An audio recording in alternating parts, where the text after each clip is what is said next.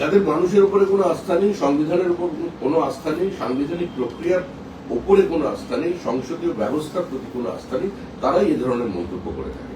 রাহুল গান্ধীকে ভারতবর্ষের মানুষ সিরিয়াসলি নেয় না, এমনকি তার নিজের দলের লোকেরও নেয় না।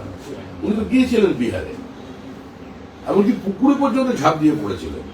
ওই আসনটার ফলাফল কি হয়েছিল দেখুন। কংগ্রেসকে মানুষ প্রত্যাখ্যান করেছে। শুধু একটা পরিবারের রাজত্ব ভারতবর্ষে চলবে, এটা চলেনি, চলতে পারে না। ভারতীয় গণতন্ত্রের ইতিহাস অনেক হাজার বছরের পুরনো।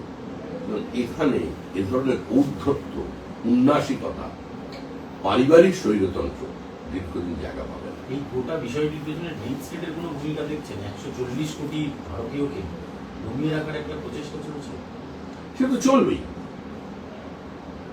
চলবে, এটাই স্বাভাবিক। এবং সে ব্যাপারে সরকারের এবং দলের সম্পূর্ণ নজরদারি আছে। এদেশের গণতান্ত্রিক ব্যবস্থাকে কেউ কোনোদিন ভেঙে দিতে পারেনি।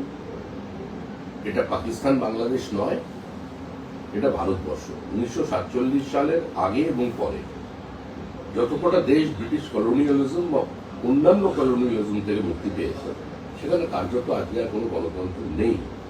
একমাত্র ভারতবর্ষ যেখানে বিনা রক্তক্ষয়ে 5 বছর অন্তর দেশের একটা সরকার পরিবর্তন হয়। এটা তো সহজ ব্যবস্থা নয়।